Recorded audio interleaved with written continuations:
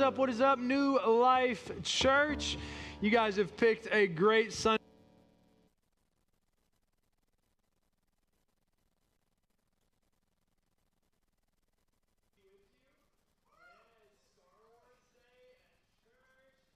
I'm not preaching in Jedi robes with like a lightsaber.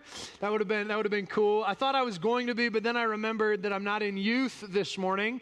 I am actually on the main stage, so no Jedi robes, no lightsaber. But it is Star Wars Day, and that makes this a great Sunday. But next Sunday is going to be even better because it is Mother's Day, and man, we've got a slam-packed Mother's Day for you guys. We've got a soda bar for all the moms. We've got Jill Bryant leading some phenomenal worship for all the moms. We've got photo booths for all the moms. And really, what we're asking is that everyone would just give their mom what she really wants for Mother's Day. And every mom, what she really wants for Mother's Day, she just wants her family to come to church with her. So make sure that you don't miss next Sunday, Mother's Day at New Life Church. Back to this weekend. This weekend, we, because it's Star Wars Day, we decided we were going to talk about slavery. Yep, that is just so happens to be the next topic that Paul covers in his letter to his friends at the church in Ephesus. And I brought this up to a couple of my friends, and I thought that slavery and Star Wars were like pretty disconnected. I didn't realize that they were quite as connected. I brought this up to a couple of my friends who are devout Star Wars nerds, and I found out that something called the spice trade was like fueled by slaves in Star Wars. Some guy named Emperor Palpatine would like enslave entire planets. And then I came across this quote on the internet. Some dude named Darth Sidious, one time he said that entire Sith empires have been built on the backs of slaves. Don't know who that guy is, but I did find out that slavery and Star Wars, they go hand in hand. They go hand in hand. And I might not be a Star Wars nerd, but I am 100% a Bible nerd. And because Paul covers off on this one last relationship between slaves and masters, that's what we're going to be covering today. We've talked all about wives and husbands, parents and children, and now we'll look at slaves and masters and how the gospel has the ability to reframe even that relationship. That's what we've seen all along, is that the gospel, it reframes these relationships. We're going to see it when it comes to slaves and masters, where slaves are called to submit to the needs of their masters, obviously, but also that masters, they are called to submit to the needs of their slaves, which was absolutely unheard of in the ancient world. We're going to see this mutual submission. We're going to see this reframing that the gospel does in every relationship from Ephesians chapter 6, verses 5 through 9. Ephesians 6, verses 5 through 9. This is what it says: Slaves, obey your earthly masters with respect and fear, with sincerity of heart, just as you would obey Christ. Obey them not to win their favor when their eye is on you, but as slaves of Christ, doing the will of God from your heart. Serve wholeheartedly, as if you were serving the Lord, not people, because you know that the Lord will reward each one for whatever good they do, whether they are slave or free. And masters, treat your slaves in the same way. Do not threaten them, since you know that he who is both their master and yours is in heaven, and there is no favoritism with him. Now, when we read verses like those, it can be kind of hard to figure out how to apply them, because if we're being honest, we don't have an experience of slavery that is anything remotely like what Paul's audience in the ancient world would have experienced. Obviously, we have to give the qualifier at the beginning of a message like this that there are clearly still people who live enslaved in the sex industry. There are clearly still people who live probably in America and even in other countries, who are treated like property more than like persons. But for the most part, in South Springfield, you and I, we do not have any kind of experience of slavery remotely like what Paul's audience might have experienced in the ancient world. And because that's the case, one of the main points of connection for us in a modern day context to slaves and masters is probably the relationship between employers and employees. I know it's not a one-to-one. I think there's a lot more going on in the text than just a sermon about employers and employees. But I think that is one of the ways that you and I can pretty easily relate to these verses, employers and employees. And when I read these verses, I quite naturally think of the very first job that I had, because I thought, as a weak, lazy college kid, I thought that my boss was a real slave driver. Of course, this was the first job that I ever had. It couldn't have even qualified as a real job. It was actually an incredibly easy job. I worked at an after-school center for at-risk kids. And I was the exact opposite kind of servant that Paul describes here in these verses. Anything that Paul says slaves should do or servants should do, I did the opposite of it. So we were supposed to make popcorn for the kids, one of those big popcorn makers. When I made popcorn, the kids never had popcorn that was not burnt. Every time, popcorn was burnt. We were supposed to, because they had popcorn, supposed to clean up the floors afterwards. The floors were all carpet. Genius idea. All carpet, and there were no vacuums. We had to clean up with a broom, okay? And I was a terrible servant, so I decided I'm not going to clean the floors. Not once when I was employed by this place did I clean the floors. Didn't clean the floors. Also, I got all my friends to come and work with me, not because I thought this was like a good job, a noble job, an important job. I got my friends to come and work with me because I wanted to goof off instead of work. And that's exactly what we did. You guys remember those like viral challenges on the internet they're still kind of cool, but they used to be like really cool, like cinnamon challenge, gallon challenge. Yeah. So I remember one time, me and all my friends, while we were working, instead of babysitting at-risk kids, we decided we were going to try the gallon challenge. And while I was supposed to be looking after kids who were at risk, instead I was chugging whole milk as fast as I possibly could. If you don't know how the challenge goes, you chug a gallon of whole milk in under an hour, and it's impossible. You projectile vomit it back out everywhere, and that's exactly what happened. It was like an arch, like a fountain. It was amazing. My favorite bad servant experience, though, it happened when I was working at one of their other centers. So they had centers all throughout Springfield. And I was working once with one of the supervisors who she was very organized, she was very detailed, and she kind of liked things done the way she liked things done. And I don't remember exactly what happened, but I'd gotten in trouble and I'd been reprimanded for doing something wrong. And because she was very organized, I decided in response, I was very graciously going to reorganize for her.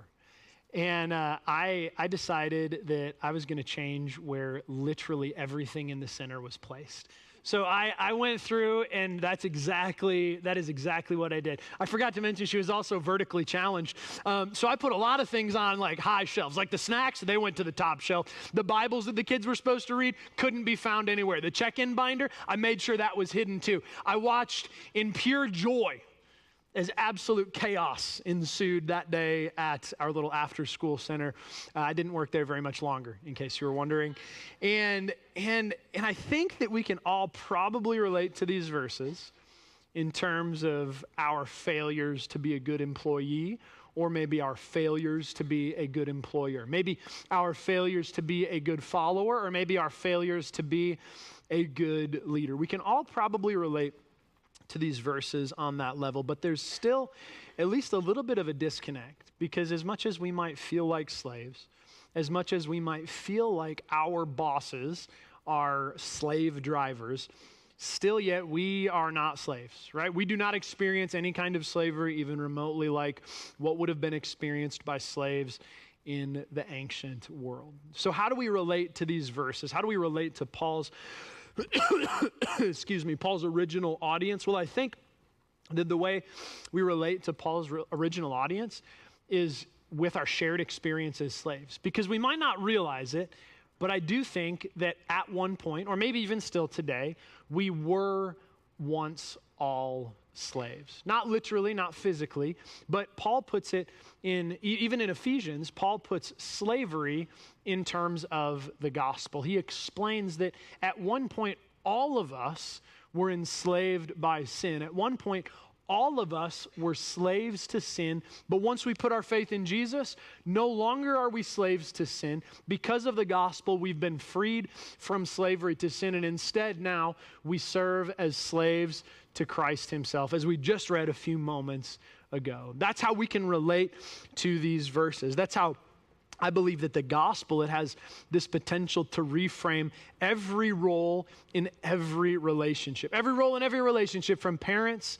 to children, from spouses, husbands and wives, to slaves and masters, even our relationship between God, but the relationship between us and God himself, the gospel reframes it. The gospel changes that relationship. How does it change that relationship? Well, it enables that relationship. Without the gospel, you and I, we are no longer, without the gospel, we could not be freed from sin, but because of the gospel, we are no longer slaves to sin. We're slaves to Christ instead. That's really what we're going to see from these verses, is that the gospel, it reframes every role in every relationship. It reframes every role in every relationship. And Bible scholars, what they tend to do is they tend to apply these verses in one of two ways. They apply them practically. They focus on that relationship between slaves and masters, bosses, employees, or they'll apply these verses spiritually, either practically or spiritually. If they apply them spiritually, they'll focus on sin and slavery and the gospel and freedom. And this morning, what we're going to see is that both of those ideas are in this text, and that both of those ideas apply to our everyday lives. That the gospel, it reframes every relationship, both practically and spiritually. So we're going to take another look at these verses to find out how. We'll start once again with the first few verses where Paul addresses servants, or where Paul addresses slaves. What does Paul have to say to people who serve? Well, Paul says that people who serve, what they probably need to be reminded of is who they are serving. People who serve, they probably need a little bit of purpose and meaning and dignity and worth brought to their work. So what does Paul do? He reminds them of who they really serve. Ephesians chapter 6, verses 5 through 8. Slaves, obey your earthly masters with respect and fear, and with sincerity of heart, just as you would obey Christ. Obey them not only to win their favor when their eye is on you, but as slaves of Christ, doing the will of God from your heart. Serve wholeheartedly as if you were serving the Lord, not people, because you know that the Lord will reward each one for whatever good they do, whether they are slave or free.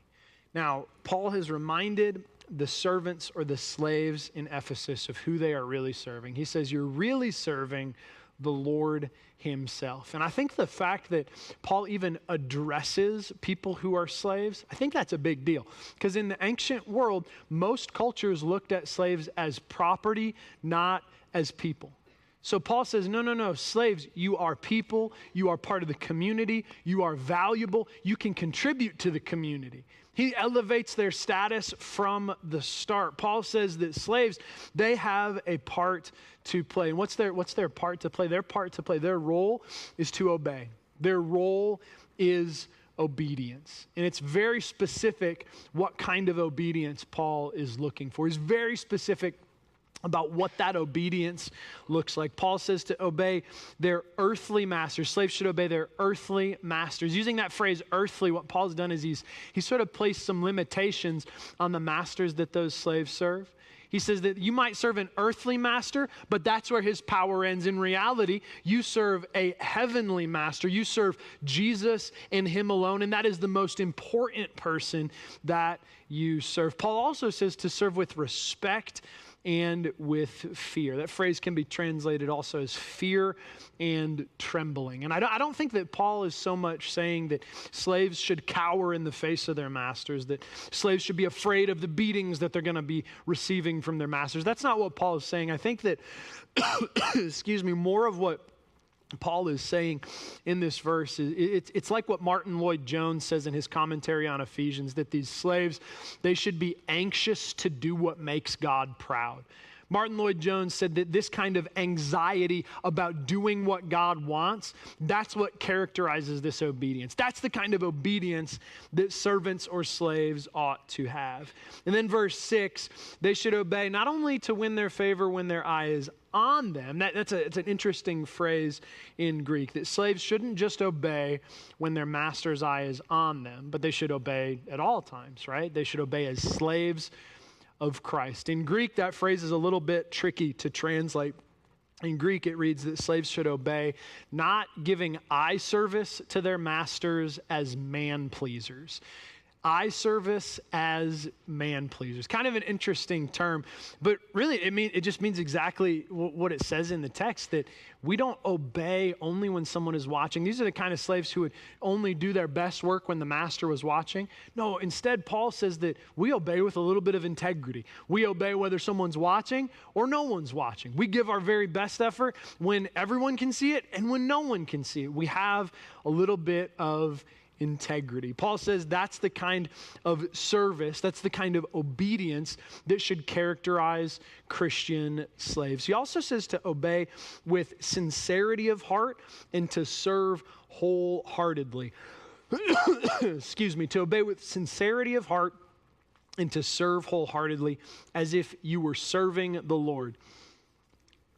And that phrase there, for serving wholeheartedly or for serving with sincerity of heart, it can be translated as singleness of heart, with one thing on their mind, not divided in who they are serving, but serving the one person who matters the very most. That's the kind of obedience that Paul commands slaves to have. It's kind of the like have to versus get to mentality.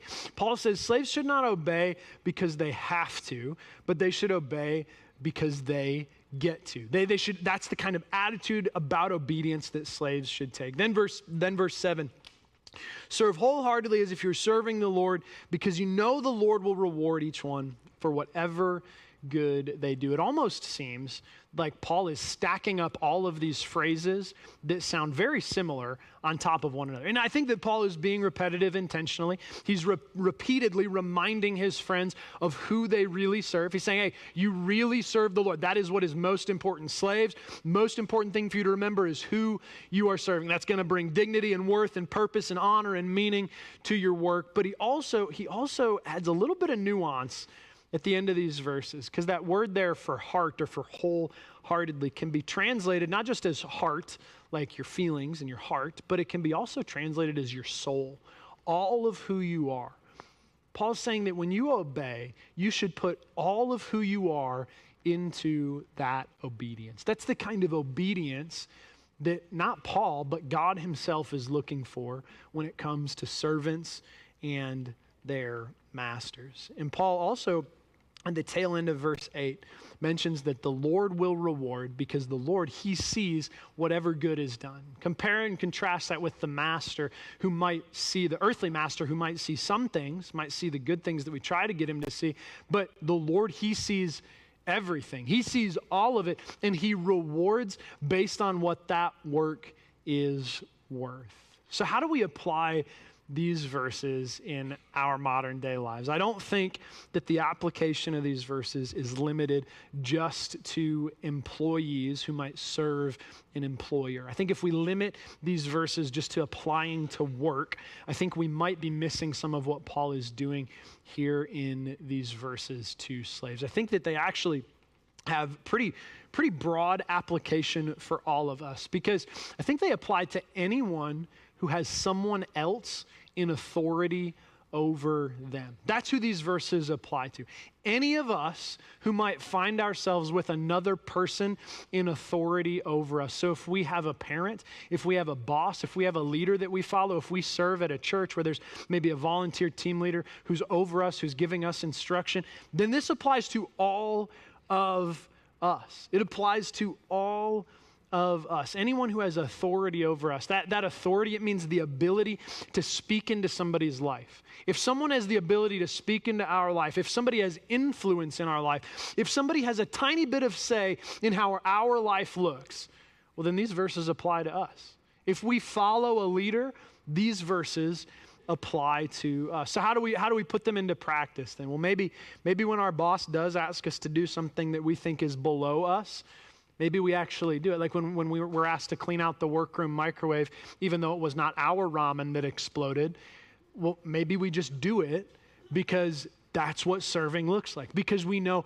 who we are serving. We're not serving our boss. We're not serving the person that did not clean up after themselves like an absolute barbarian. We're serving Jesus. We are serving him and him alone most importantly. How do we put these verses into practice? Well, maybe if our spouse, because we've already said a few different times that spouses, they have a measure of authority over one another. If our spouse asks us to do something different, well, then instead of giving them a laundry list of things that we want them to do different because our feelings are hurt and we're feeling insecure, instead of responding that way, maybe our first response is, I appreciate your honesty, and that truly is something I need to work on, and I'm going to do my very best to work on it. Maybe that should be our response, because that's how Paul says we should respond to authority, to the people God has placed as masters or as leaders in our lives. How do we apply these verses?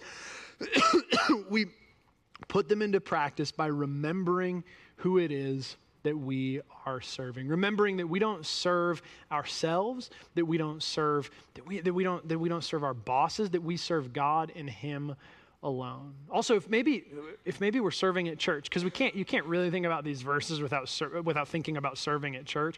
If we're serving at church, and maybe the person that we're serving under, the volunteer team leader, or maybe even the pastor, maybe they ask us to serve in a different role, or they ask us to serve a little bit differently, or maybe we don't get the final say in how we end up serving. Maybe that's okay. And maybe when we remember that we're not serving them, we're not serving ourselves, we're not even serving the church, but we're serving God himself. Maybe when we remember that truth, maybe that's when that dignity and honor and purpose and worth and meaning and value is brought into our work, when we remember who it is that we are serving. I've heard people say, Pastor Ryan Goeden says this a lot, Pastor Ashley says this a lot, when we remember, we are never more like Jesus than when we are serving. We are never more like Jesus than when we are serving. And if that's true, if we remember that is true, then when we are serving in the way that we're called to serve by the Apostle Paul in these verses, what we're really doing is we are showing people what God's kingdom is like. We are showing people what Jesus himself is like. In other words, if we put that in New Life terms, then we are showing people what Jesus is like. We're helping people get to know Jesus better very simply by serving. And I believe that is only possible when the gospel reframes that relationship between servant and master. Paul has a lot to say to servants, but what about the masters? What does Paul say to the masters? In verse 9, Paul addresses masters. And I think that if Paul offers purpose and meaning and dignity and value and worth for those who might find themselves as slaves in Ephesus, what he does for the masters is he gives them a healthy dose of humility. He offers them a healthy dose of humility. For the masters, he reminds them that they have a master too. People who are masters, they need to remember they have a master as well. Verse 9, masters, treat your slaves in the same way. Do not threaten them, since you know that he who is both their master and yours is in heaven, and there is no favoritism with him. Some people read that verse, and they think, man, Paul has a lot to say to the slaves, a lot to encourage those slaves with, but what about the masters? They only get one measly verse. I don't think that's quite the case. I think Paul actually has more to say to the masters. He says, hey, masters, all that stuff that we said about the slaves, about the respect and the fear and the wholehearted service and the integrity and the honor, all that stuff that we had to say about the slaves, yeah, do all of that for your slaves. Look at your slaves the same way you look at Jesus. Man, talk about elevating the status of slaves. Look at your slaves the same way you look at Jesus, and do all of these other things. Paul actually has more to say to the masters here in this one specific verse. He says, treat your slaves in the same way. Don't threaten them.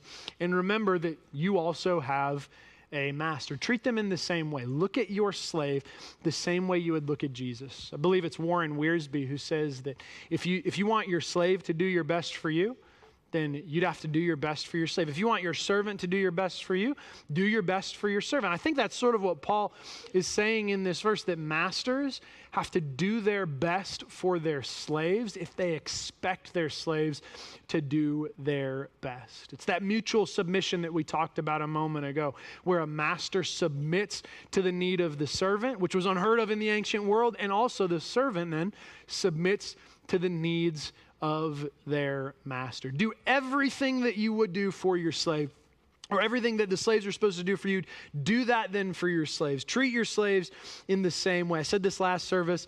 I said that I hoped I didn't make it online. This is the golden rule of slavery. Now it's online. But what else does Paul say? What else does he say? He says, don't threaten them. Don't threaten them. In ancient times, it was very common for slave owners to use threats of violence or worse to squeeze every last ounce of effort out of their slaves. Paul says that's not how slaves and masters in the community of Christ are going to interact. Instead, Paul says their interactions are going to be based on respect and honor and love. And that threatening, that has no place here. That's not how they're going to interact. And finally, Paul says that remember, to the masters, he says, remember, their master and yours is in heaven. He sort of puts slaves and masters on equal footing. He says that there's no favoritism with the one true master who is in heaven. The one true master, Jesus, who's in heaven, when he looks at a servant and when he looks at a master, when he looks at somebody who's full of status and wealth and power, and when he looks at a person who is devoid of status and wealth and power, what does Jesus see? Jesus sees two individuals who are worth exactly the same. Jesus sees two individuals who are of infinite worth. That's what Jesus sees. And so what Paul does in that last part of verse 9 is he puts slaves and masters on this equal footing before God our Father. He reminds the masters that they have a master themselves. So how do we apply these verses then? Well, I think that the same thing would be true, that if we limit them just to employer-employee relationships, then we would be missing something, especially because there's probably a number of us here who do not have employees who work under us. Most of us are probably the employee, right? There's some of us who might be bosses, but I think these verses, they apply even further than just that relationship. I think they apply to anyone who has authority. Remember how we defined authority? We said authority is the ability to have a say in somebody's life, the ability to have some influence or some say in how their life is going to go. That's what Paul's saying these verses are for. Verse 9 is for anybody who has authority. Verse 9 is for anybody who is a leader, anybody who's a coach, anybody who's a parent, anybody who's a pastor, anybody who's a connect group leader, anybody who's a boss or an employer. That's who verse 9 is for. Anyone who has someone else that follows them or looks up to them, anyone who has any measure of influence in the life of another person, that is who verse 9 is for. How do you be a good leader? How can you be a good master? Paul explains exactly how. It's those three things. It's those three things that he told masters to do. Three things that he told masters to do. Treat your slaves in the same way. So then for us, if we have people who are following us, we don't look at them as followers. We look at them the same way that we would look at Jesus. We serve them the same way that we would serve Jesus. We respect them, we fear them, we honor them, we love them.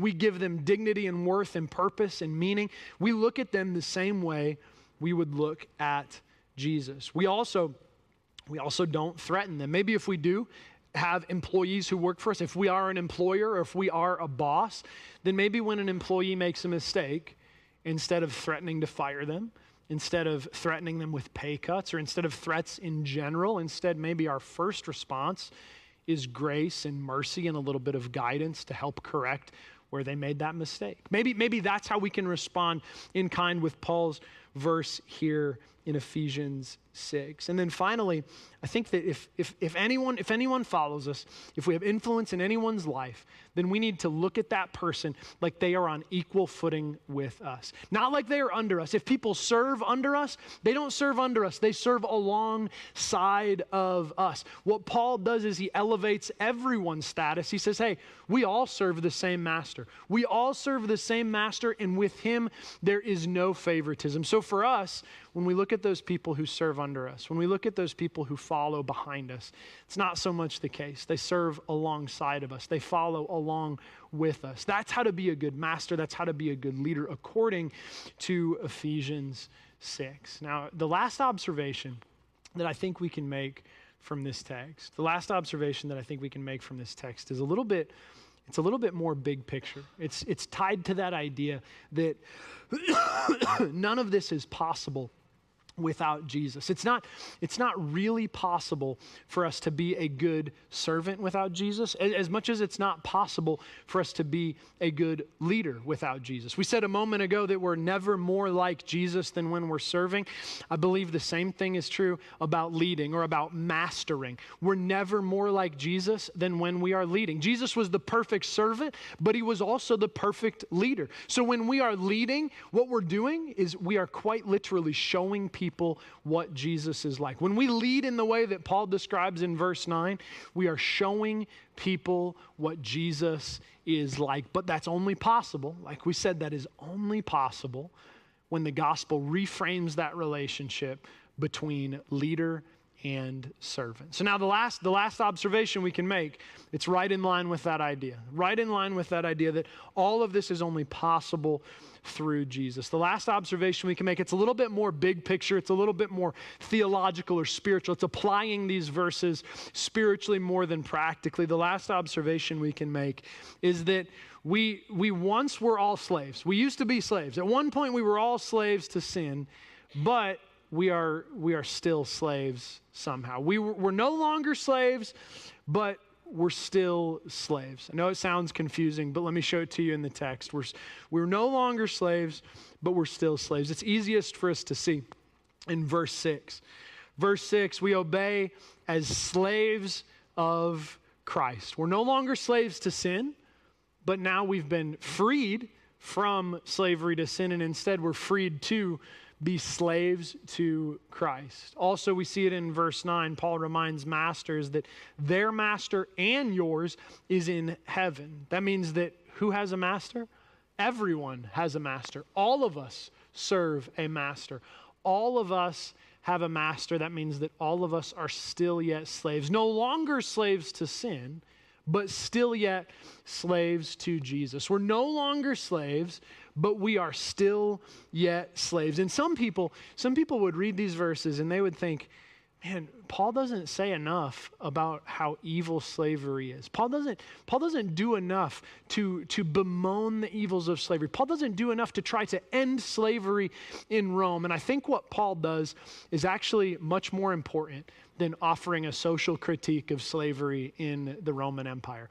I think what Paul does is much more practical. It's much more important because I think that Paul, I think that Paul knows that there's no way that a tent maker and part-time missionary who's writing a letter to a small group of Christians in ancient Ephesus is going to do away with slavery in the entirety of the Roman Empire in a few short words. Paul knows that there's really not much that he's going to be able to do to swing the pendulum in Rome from slavery to abolishing slavery in this letter to the Ephesians. What he does instead is much more practical, and it's much more realistic. What Paul does is he gives his friends in Ephesus, both his friends who are slaves and his friends who are masters, he gives them the resources to handle that relationship well.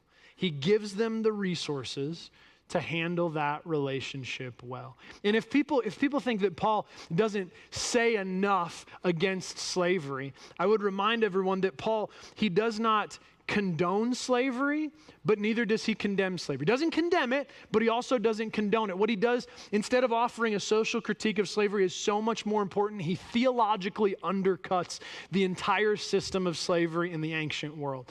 In the ancient world, the entire system of slavery was built upon this idea that some humans were worth more or less than other humans. That was what slavery, it wasn't about race or skin color in the ancient world. In the ancient world, it was based on the idea that some humans were worth less or more than other humans. In Rome, if you owned slaves, William Barclay, the Bible scholar, said there were about 60 million slaves in Rome at any given time. And if you owned one of those slaves in Rome, you were a person of status. You were a person of power. You were a person of immense worth. You were worth more than that person, that slave that you owned. Similarly, in the Greek culture, Aristotle, the Greek philosopher, he said that Greeks were naturally born to be masters. There was something about speaking the Greek language that made Greek people better than other people around them.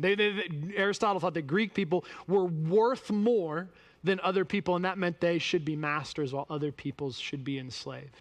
Even in Jewish cultures where slavery existed in a much more tame and moderate sense. It was more akin to indentured servitude, where slaves could sell themselves into slavery in order to pay off a debt. Slavery was not forced as much as it was chosen. Even in Jewish cultures where slavery was much more tame, it was still based on worth. You would sell yourself to a master who was financially worth more than you were, and you would work for that master until your debt was paid off. Every expression of slavery in the ancient world was based on the idea that some humans were worth more or less than other humans. And what does Paul say about how much humans are worth? What does Paul say about how humans stand before God our Father? Paul says that slaves and masters, they stand before God our Father on equal footing. Paul says that Jesus, the one true master, he shows no favoritism, that there is no one of greater or lesser worth in God's kingdom. Paul instead says that every one of us is of infinite worth, and that has already been declared from eternity upon the cross, because as soon as Jesus lived, died, and was raised to life again for us, all of us have been declared of infinite worth. And that is not because of anything you and I do. It's not because of anything you and I achieve. It is only because of the sheer fact that we bear the image of God. God looks at us bearing his image, and God says that is worth saving. That is worth saving. And because that is the case, because Paul explains all of that theology, because all of Paul's words are founded on that theological truth, he undercuts the entire system of slavery in the ancient world. He says we used to be slaves. We used to be slaves to sin, but we are no longer slaves to sin. Instead, we get to be slaves. We get to be slaves to the very best master of all, slaves to Jesus and to him alone. So we used to be slaves, but we're still slaves. How does that look? How does that apply in our lives today? Well, if we find ourselves struggling with the same sins that we struggled with 5 years ago, then we might not be free from slavery to sin. We might not be free from slavery to sin. Or on the flip side, if we say that we follow Jesus faithfully, but we're not making some sacrifices, maybe some costly sacrifices, some hard sacrifices, some sacrifices that feel like we're being enslaved, if we're not making those kinds of sacrifices, then we might not be following Jesus that faithfully after all. We're no longer slaves to sin, but we're still slaves to Jesus. And the only way that is possible is when Jesus and Jesus alone reframes that relationship between us and God our Father, God our Master. I think that we've probably seen this theme throughout all of these observations we've made, but I think the idea that none of this is possible without Jesus should be clear. The idea that none of this is possible, none of this can happen without Jesus, it should be clear at this point, but I would like in these last few moments to make it even clearer, because what Paul says is that none of this reframing that the gospel does, none of it's possible without the life and the death and the resurrection of Jesus. It's Jesus and him alone who reframes every role, every responsibility in every relationship. And the reason that takes place is because Jesus, he is the ultimate slave, and he's also the ultimate master. Jesus is the ultimate servant, but also the ultimate leader. Paul explains this idea incredibly eloquently in another one of his letters to the church at Philippi. Philippians chapter 2, verses 6 through 11, this is what Paul says: Jesus the slave, Jesus the master. Philippians 2, 6 through 11, Jesus, who being in very nature God, did not consider equality with God something to be used to his own advantage. Rather, he made himself nothing by taking the very nature of a servant, being made in human likeness, and being found in appearance as a man. He humbled himself by becoming obedient to death, even death on a cross. That's Jesus the slave. It's Jesus the servant. Then verse 9, therefore, God exalted him to the highest place and gave him the name that's above every name, that at the name of Jesus every knee should bow in heaven and on earth and under the earth, and every tongue acknowledge that Jesus Christ is Lord, to the glory of God the Father. That is Jesus the Master. That is Jesus the leader. That is Jesus our King. The only reason that the gospel reframes every role and every relationship is because Jesus is both slave and master. It's because Jesus has already been both that you and I, we can be both. We can do both well. It's because Jesus has already been both perfectly that you and I, we can be the servants we're called to be. That you and I, we can be the leaders that we are called to be. That you and I are able to relate to God our Father the way that we are called to. It's only possible because Jesus reframes every role in every relationship. So Jesus, we're thankful this morning that that's what you do, that you change how we relate. You change how we relate to masters. You change how we relate to servants. You change how we relate to God, our Father in heaven, and we're thankful for it, Jesus. And Jesus, we're praying this morning for our friends in this room who are servants. God, I pray you would bring dignity and purpose and honor and meaning and worth to their work. Help them to see, God, that what they do matters, that it is a contribution to your community. And God, I pray for my friends in the room who are masters, who are leaders, who are employers, who are bosses. God, I pray that they would manage that authority well. They would steward it well. God, I pray that they would steward it in a way that would honor you, that would show people what you are like. God, I pray for my friends who wear the weight of being a leader. And God, I pray that you would help them to do it. Help them with the pressure and the stress of leading.